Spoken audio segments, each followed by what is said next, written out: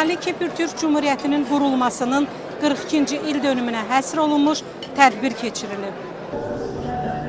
Tədbirdə əvvəlcə Mustafa Kemal Atatürkün və iki qardaş ölkənin şəhidlərinin, eləcə də Türkiyə Hərbi Hava Qüvvələrinə məxsus hərbi yük təyyarəsinin Gürcüstan ərazisində qəzaya uğraması nəticəsində həlak olmuş hərbçilərin əziz xatirəsi bir dəqiqəlik sükutla yad edilib.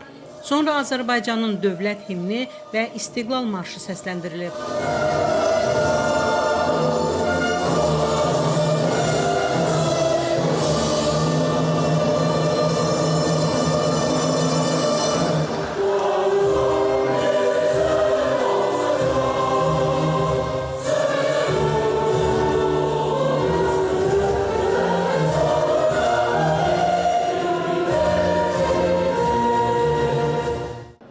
Tədbirdə çıxış edən Şimali Kipr Türk Cumhuriyyətinin Bakıdakı nümayəndəliyinin rəhbəri Ufuq Turqaner xalqımızı və qəhrəman Azərbaycan ordusunu 5 il əvvəl qazanılmış Qarabağ zəfəri münasibəti ilə təbrik edib. Prezident İlham Əliyevin liderliyi ilə birlik olan Azərbaycan xalqının şanlı qələbəsi bizim üçün böyük fəxr mənbəyidir. Hem üzüntülüyüz, Türk milletimizin üzüntüsünü, acısını paylaşıyoruz. Bir kez daha Allah'tan rahmet diliyoruz bütün şehitlerimize. Kuzey Kıbrıs Türk Cumhuriyeti 42 yaşında ve Bakü'de bunu geçirmek bizim için tabii ki önemli. Kardeş Azerbaycan'dayız. İki ülke arasındaki ilişkiler her yıl daha da inkişaf etmekte. Biz bunun daha ileriye götürülmesi için çalışıyoruz ve çalışmaya devam edeceğiz. Ülkemizin, devletimizin egemenliği önemli bizim için. Eşit haklarda savunulması çok önemli. Azerbaycan'da da Cenab-ı Prezident İlham Aliyev'in Kuzey Kıbrıs Türk Cumhuriyeti'ne verdiği destek çok önemli. Biz bir kez daha bunun için teşekkürlerimizi sunuyoruz. Daha sonra çıxış edən Azərbaycan Şimali Kipr Türk Cumhuriyyəti parlamentlər arası əlaqələr üzrə işçi qrupunun sədri Cavanşir Feyziyev bildirib ki, Kipr Türkü sülh və əmin-amanlıq yolunda müstəqillik mübarizəsini qətiyyətlə davam etdirir.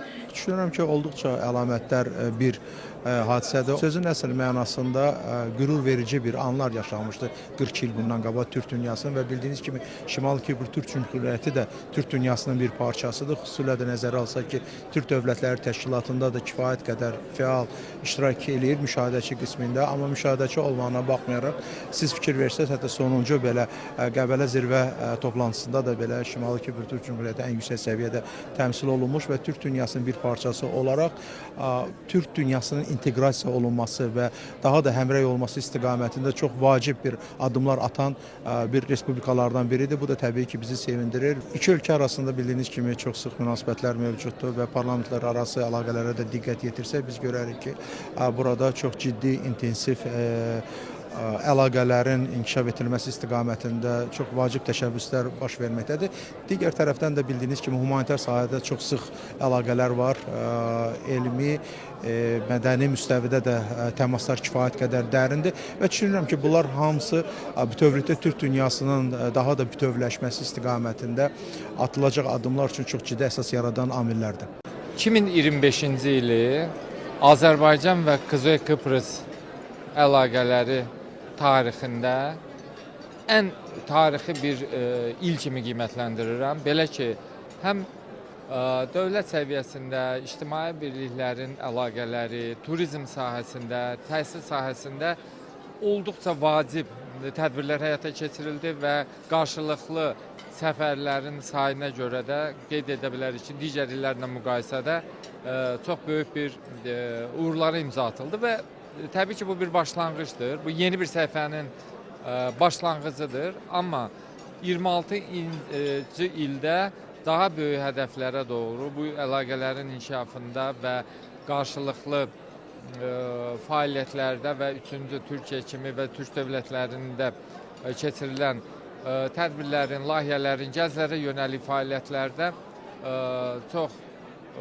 iddialıyıq və maraqlıyıq ki, bu əlaqələr ildən ilə daha böyük bir əhəmiyyət kəsb etsin və konkret olaraq turizm əlaqələrinə gəldikdə isə qeyd edə bilərik ki, yəni Kıbrıs bir cənnət adasıdır və Azərbaycanlıların ən çox sevdikləri bir istiqamətdir. Bu yolda da Türkiyə həmkarlarımızla bərabər biz çeşidli fərqli turizm məhsulları hazırlamışıq və inanırıq ki, 26-cı ildə təqribən Kıbrıs əhalisinin heç olmasa bəlli bir sayını Azərbaycana dəvət edə biləcəyik. Çıxışlardan sonra tədbir ziyafətlə davam edib. Mətanət Əliyeva, Sahib Səfərov, TV1.